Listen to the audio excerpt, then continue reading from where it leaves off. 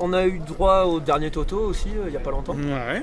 Est-ce que tu as d'autres projets autres que Spirou dans les fourneaux, ou vraiment là tu te mets sur Super Groom? Non, là je me mets sur Super Groom. J'ai d'autres projets, mais que j'ai commencé à écrire il y a 10 ans, quoi, et qui sont dans mes tiroirs et qui sont pour le moment qu'à l'état d'ébauche. Des projets où je suis auteur complet dessus, c'est-à-dire j'écrirai, je dessinerai en même temps. Pour le moment, je les laisse, je ne touche plus. J'ai pas d'autres projets à part Super Groom dans les tuyaux. Là.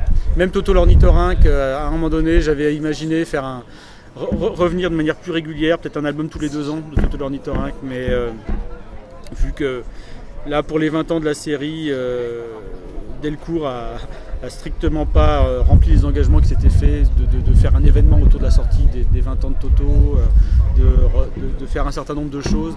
Ils n'ont rien fait du tout. L'album est sorti dans le no man's land total, quoi. Et voilà.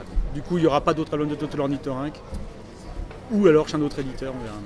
D'accord. Bon, nous, chez Inédit Spirou, on est acquis à la cause. On sait que sur d'autres forums, ça l'est un peu moins. Est-ce que avec Fabien, est-ce que déjà vous lisez ce qui se dit sur Internet, etc. Et si oui, est-ce que vous, quand même, vous en prenez acte, ou vous restez sur votre idée de départ Ça dépend.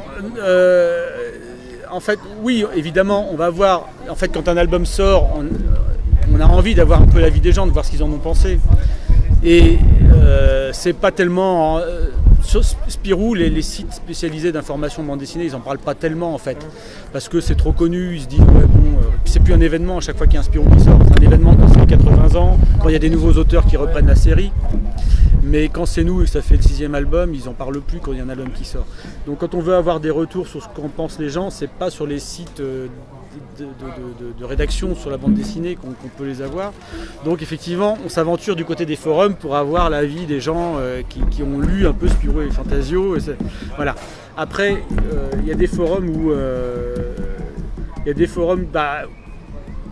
où de toute façon les gens, quoi qu'on fasse, n'aiment pas, détestent et nous bâchent systématiquement, sans même, d'ailleurs c'est plus drôle, sans même parfois même lire le truc. Parce que là récemment j'ai lu un commentaire sur un type qui était en train de nous faire une critique en ligne de ce qu'on a fait, et le type il a même pas lu simplement ce que c'était, ou alors il sait pas lire parce qu'il a rien compris.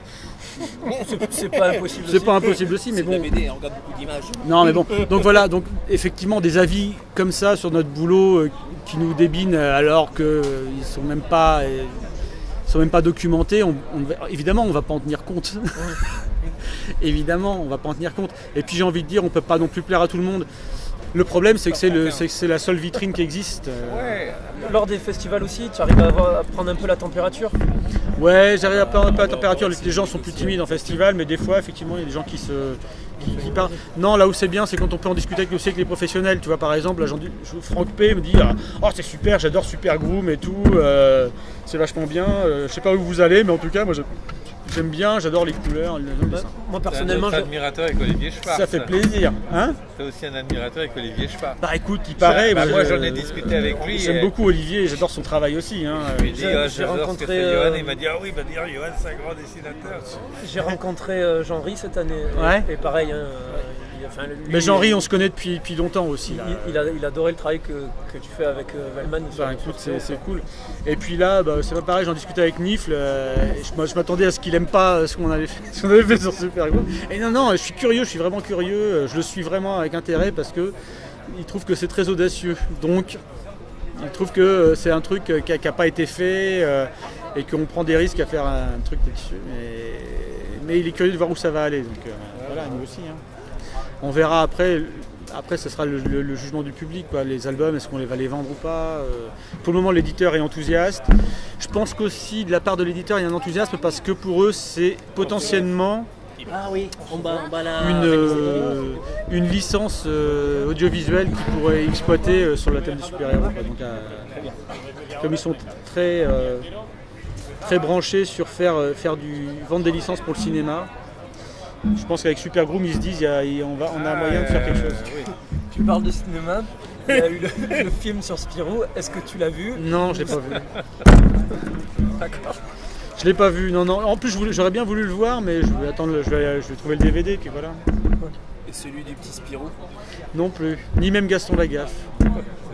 peut-être pas une perte. Et pourtant, il y avait Philippe Catherine dans le petit Spirou, qui est quand même un Vendéen, ancien Nantais, que je croisais régulièrement dans les rues quand j'habitais à Nantes au début.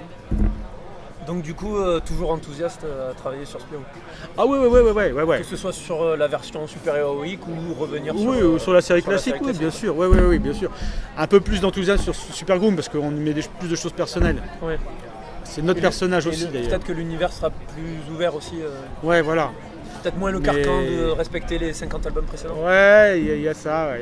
Mais bon, moi, je suis toujours prêt à... Si vous continuez pas, c'est que vous avez rendu des Zorglubes mauvais. Ouais. Et ça, j'aurais bien voulu voir ce que ça donnait. Ça, c'est vrai que c'est un truc que j'aimerais bien qu'on fasse. C'est Parce qu'on conclut cette histoire avec Zorglub en le faisant revenir. Parce que pour moi, c'est une erreur de Franquin de l'avoir, le grand Franquin que j'admire évidemment. Ouais. Et je une erreur d'en avoir fait un personnage insipide, quoi, finalement. Ouais. Il ne servait plus à rien, donc quand il n'est pas mauvais, il n'est pas intéressant.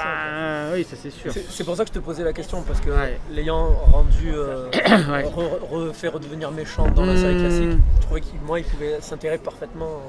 On a eu une vague idée où on aurait retrouvé Zorglub sur une planète, mais une planète avec d'autres lois gravitationnelles ou de physique que la nôtre, c'est-à-dire où il y a des trucs un peu en apesanteur, où il y a des rivières, elles forment des trucs comme ça qui sont pas... Un truc un peu halluciné.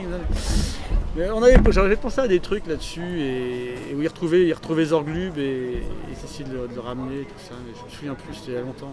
On s'en reprend un coup là. Moi je veux bien aussi.